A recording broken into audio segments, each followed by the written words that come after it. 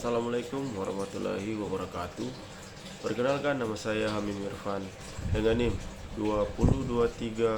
202306000500, Universitas Cyber Muhammadiyah, jurusan Hukum.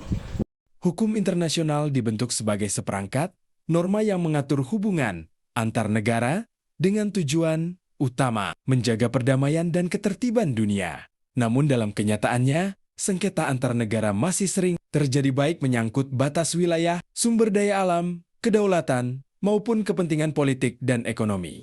Adapun tujuan penyampaian materi ini adalah menjelaskan konsep dan mekanisme penyelesaian sengketa antar negara menurut hukum internasional, menganalisis seberapa efektif pelaksanaannya dalam praktik, mengidentifikasi faktor pendorong dan penghambat keberhasilannya, memberikan gambaran solusi untuk meningkatkan efektivitasnya di masa mendatang.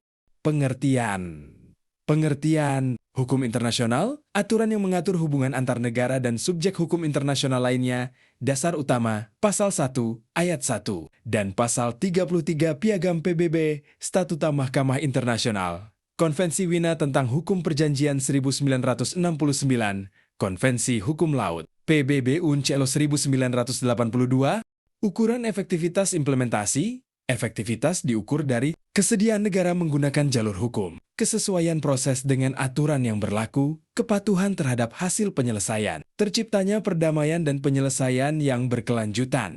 Keterbatasan dan tantangan, sengketa Laut Cina Selatan, putusan arbitrase 2016, tidak dipatuhi oleh salah satu pihak, lemahnya kekuasaan memaksa, tidak ada lembaga eksekutif pusat seperti dalam hukum nasional. Kepentingan politik sering lebih dominan daripada kepatuhan hukum. Ketidakseimbangan kekuatan antar negara memengaruhi proses dan hasil. Faktor pendorong dan penghambat, pendorong kesepakatan bersama, tekanan komunitas internasional. Kesamaan kepentingan ekonomi, norma hukum yang jelas, penghambat, kepentingan nasional yang tinggi, tafsir aturan berbeda, lemahnya sanksi, kekuasaan politik.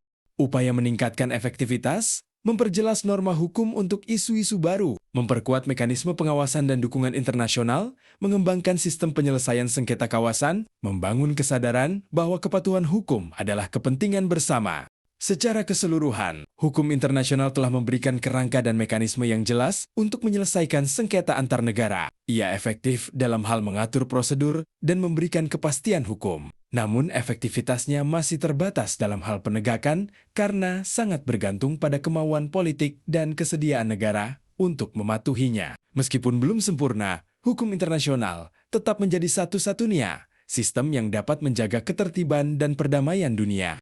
Demikianlah presentasi yang dapat saya sampaikan. Mohon maaf apabila ada kekurangan. Terima kasih atas perhatiannya, dan saya persilakan jika ada pertanyaan atau tanggapan.